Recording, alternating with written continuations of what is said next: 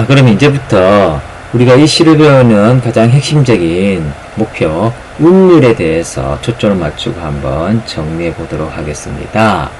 자, 운율의 특징과 효과를 파악하는 것인데요. 이 시를 소리내어 읽으면서 끈을 읽을 곳에 한번 표시를 해보자 라는 것이죠. 자, 했나요?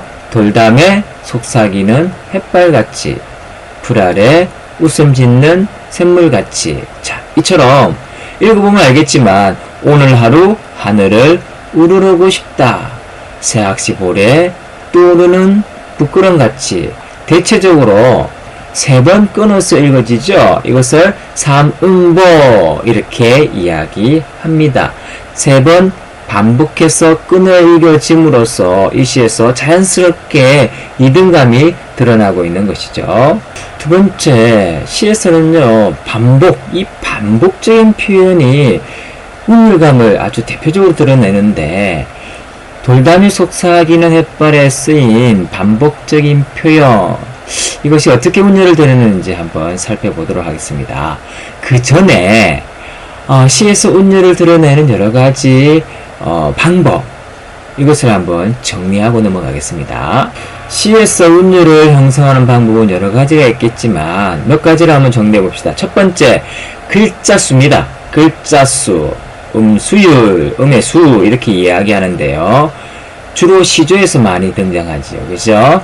비오자, 장독간에, 봉선화, 반만벌어, 3, 4, 3, 4. 세 글자, 네 글자가 짝을 이루어서 반복돼요. 여기서 3, 4조 이렇게 이야기합니다. 일정한 글자 수가 반복, 중요해요. 그 다음에 끊어읽기를 반복하는 것이죠. 엄마야, 누나야, 강변살자, 뜰에는 반짝이는 금모래 비. 예, 몇 번씩 끊어읽었죠?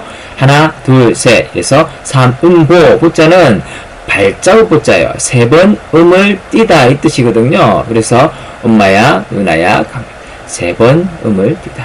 그래서 3번 끊어 읽는 것이죠. 삼음보. 끊어 읽기를 통해서 운율이 드러나겠다고요. 그 다음에 일정한 위치에서 같은 음이 반복돼요. 그죠? 반복이에요. 같은 음의 반복. 산, 산, 산. 산에, 산에, 산에, 산에. 산에가 반복됨으로써 자연스럽게 운율이 드러나고 있고요.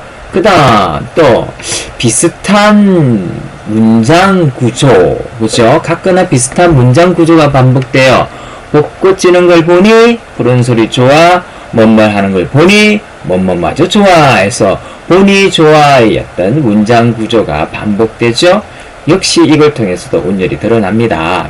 그 다음 또 가장 쉽게 운율을 드러내는 방법일 수도 있죠. 의성어, 의태어예요. 소리를 흉내낸 말, 어떤 모양을 흉내내는 말, 의성어, 의태어를 사용해서 자연스럽게 운율이 드러냅니다. 송이송이 못내 반가워, 너울너울 춤을 춥니다. 이처럼 요런 의성어, 의태어는 대부분 이렇게 반복되기도 하고요. 그 다음에 그런 의성어, 의태어 자체가 송이송이, 너울너울 이런 것처럼 운율을 드러내기도 하죠. 자, 이처럼 시에서 운율을 형성하는 방법 기억하기 바랍니다. 중요해요. 글자 수의 반복, 끊어읽기의 반복, 같은 음의 반복, 비슷한 문장 구조의 반복, 의성어와 의태어의 사용. 돌담에 속삭이는 햇발에서 반복적인 표현, 운율을 드러내는 요소 첫 번째. 그렇죠. 일정한 위치에서 뭐뭐는 뭐뭐같이 뭐뭐하고 싶다 이런 것들이 반복되고 있는 것을 볼 수 있습니다. 그렇죠? 그 다음에 같은 문장 구조예요. 1년과 2년, 1년과 2년 전체의 구조가 뭐뭐같이 뭐뭐같이 싶다, 뭐뭐같이 뭐뭐같이 싶다. 예, 문장 구조가 1년과 2년의 문장 구조가 비슷하게 반복되고 있죠. 거의 같아요. 그죠? 그 다음에 또 1년과 1년에 돌담에 속삭인 햇발같이 풀 아래 웃음 짓는 샘물같이 두 가지가 서로 대꾸고 있죠. 돌 아래, 풀 아래 속삭이는 웃음 짓는 햇발같이 샘물같이 서로 대꾸가 되고 있어요. 그리고 이것이 2년에 가서도 이 행과 이 행이 서로 대꾸가 되고 있는 것을 볼 수 있습니다. 새학시 볼, 시의 가슴, 또는 살포시, 부끄럼같이, 물결같이 이렇게 서로 대꾸가 되고 있는 것을 볼 수 있죠. 그 다음에 세 번째, 이 돌담에 속삭인 햇발은요, 이 리을, 미은, 리을, 미음, 이응 이게 대표적인 울림 소리거든요. 목청이 울린다는 거죠. 여러분 목청을 딱 대고 소리를 내보세요. 그죠? 울리는 것을 볼 수 있습니다.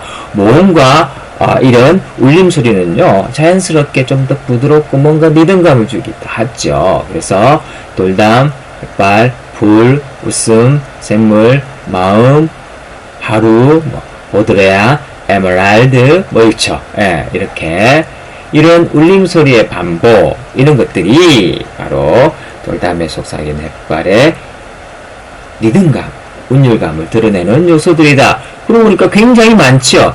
그래서 특별히 운율을 공부하기 위해서 돌담에 속삭이는 햇발이라는 시를 예로 들고 있는 것입니다. 자, 마지막으로 이 시에 나타난 운율의 특징과 그 효과를 한번 정리해 봅시다. 먼저 끊어읽기, 삼음보죠. 리듬감을 느낄 수 있고요. 행위나 단어의 끝말이 같은 말로 반복되고 있죠. 역시 리듬과 음악적인 효과를 주고요. 그 다음에 울림소리의 반복이죠. 그래서 좀 더 부드럽고 경쾌한 느낌을 주는 것이 돌담에 속삭이는 햇발이라는 시의 운율의 특징이라고 할 수 있겠죠. 그리고 운율의 효과라고 할 수 있겠습니다. 자, 그러면 적용학습이 되겠습니다. 다른 시를 읽고 그 시에 나타난 운율을 한번 파악해 보는 건데요. 두 편의 시가 실려 있습니다. 하나는 대표적인 운율이 겉으로 드러나는 외역률 시조, 그렇죠.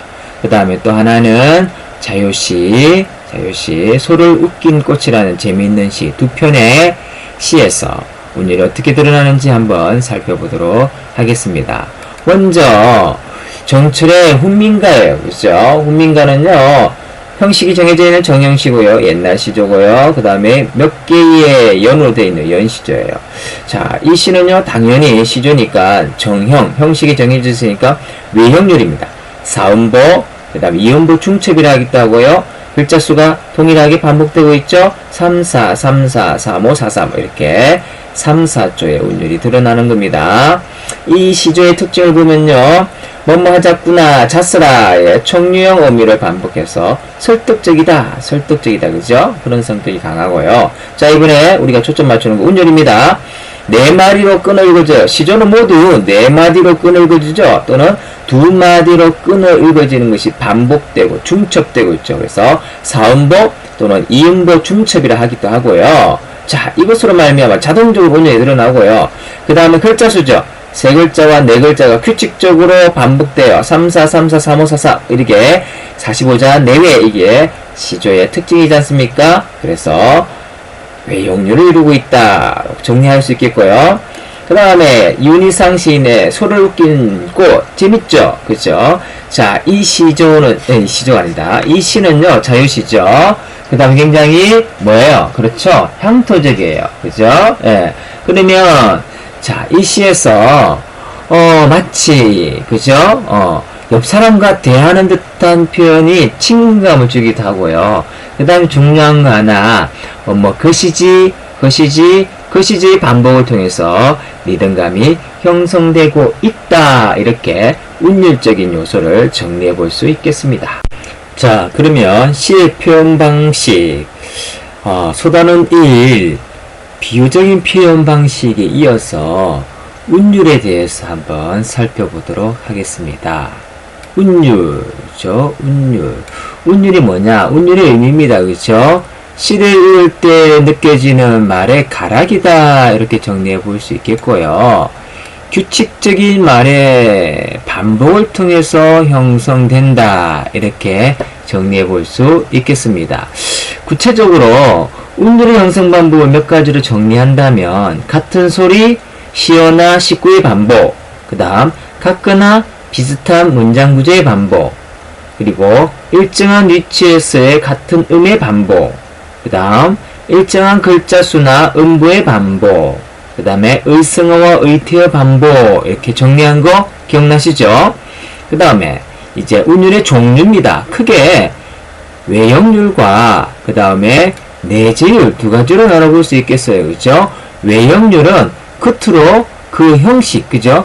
형식에서 끝으로 드러나는 운율이죠. 그래서 정리하면 리듬이, 운율감이 끝으로 뚜렷하게 드러나는 그러한 운율이 외형률이 되겠습니다.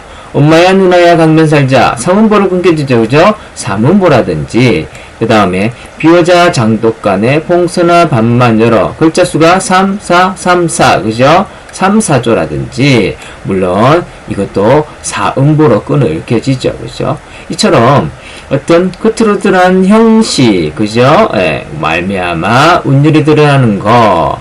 그 다음, 내재율은요, 어떤 이렇게 규칙 없이 은근히 느껴지는 운율이라고 할 수 있겠습니다.